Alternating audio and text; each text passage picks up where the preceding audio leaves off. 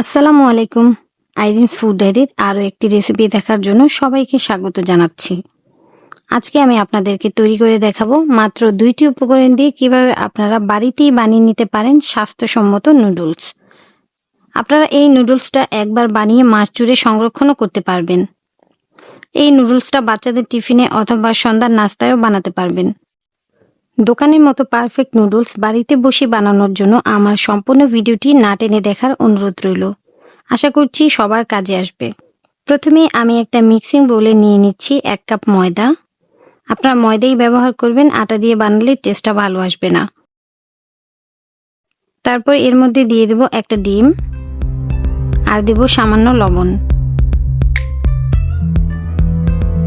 এবার ডিমের সাথে ময়দাটাকে ভালোভাবে মেখে নেব। আপনারা চাইলে ডিমের পরিবর্তে পানি ব্যবহার করতে পারেন, কিন্তু ডিম দিয়ে নুডলসের স্বাদটা অনেকটাই বেড়ে যাবে। ডোটা কিন্তু নরম করা যাবে না, অনেকটা শক্ত একটা ডো তৈরি করে নিতে হবে।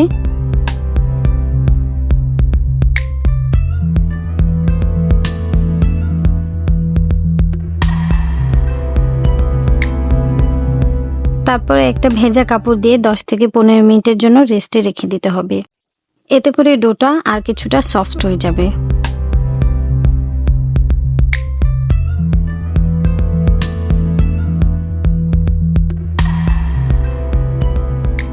তো এখন হচ্ছে আমি নুডলসগুলো তৈরি করব।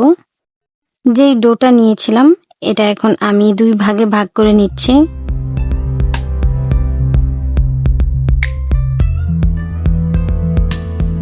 তারপর উপরে কর্নফ্লাওয়ার দিয়ে বড় সাইজের একটা রুটি বেলে নেব। হাতের কাছে যদি কর্নফ্লাওয়ার না থাকে তবে সেই ক্ষেত্রে ময়দাও ব্যবহার করা যাবে, তবে চেষ্টা করবেন কর্নফ্লাওয়ারটাই ব্যবহার করার জন্য। আর যতটা সম্ভব রুটিটাকে বড় করে বেলতে হবে আর পাতলা করতে হবে।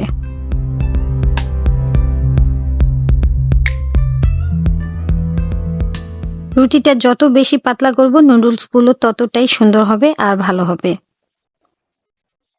দেখতেই পাচ্ছেন আমার রুটিটা কতটা বড় আর পাতলা হয়েছে। এবার এক সাইড থেকে ভাঁজ করে নেব। একটু ভালো করে খেয়াল করে ভাঁজ দিয়ে নিতে হবে, বেশি জোরে চাপ দেওয়া যাবে না।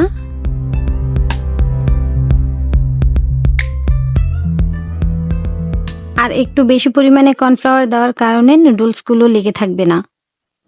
তারপর অন্য সাইড থেকে ভাঁজ দিয়ে নেব।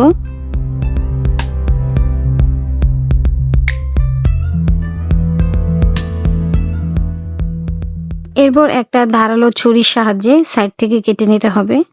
নুডলসের সাইজটা আপনি যেই রকম চান ওই রকম করে কেটে নিতে পারেন। যদি আপনারা এগুলোকে আরো চিকন করে তৈরি করতে চান তাহলে একটু সময় নিয়ে চিকন চিকন করে কেটে নিতে হবে।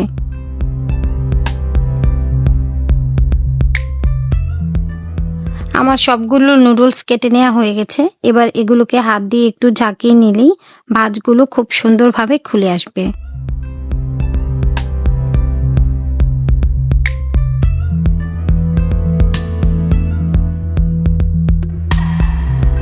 একইভাবে আমি বাকি নুডলসগুলো বানিয়ে নিচ্ছি।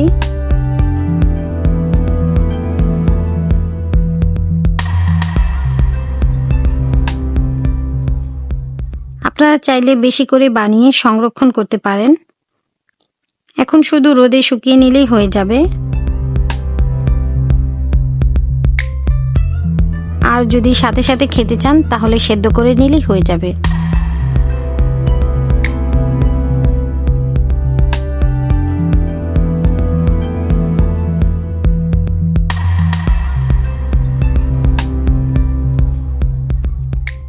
তো আমি এটা সেদ্ধ করে আপনাদের সাথে শেয়ার করছি।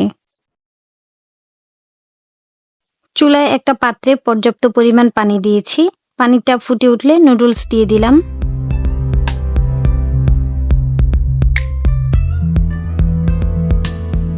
এখন একটা চামচ দিয়ে নুডলসগুলো হালকা নেড়ে দিচ্ছি। এটা কিন্তু ম্যাগি নুডলসের মতোই 2 থেকে 3 মিনিটের মধ্যেই সেদ্ধ হয়ে যাবে, কারণ আমি রুটিটা কিন্তু অনেক পাতলা করে বেলেছিলাম। তো আমার এখানে নুডলসগুলো সেদ্ধ হয়ে গেছে। তারপর একটা স্ট্রেনারে ঢেলে নিচ্ছি। নুডলসটা পানি ঝরানোর পর এটা কিন্তু খুব সুন্দর ঝরঝরে হয়ে গেছে। তারপর 1 চা চামচ তেল দিয়ে নুডলসটা মেখে নিচ্ছি, যেন একটার সাথে আরেকটা লেগে না যায়। এই সেদ্ধ করা নুডলসটা বক্সে ভরে 1 সপ্তাহের মতো সংরক্ষণ করতে পারবেন।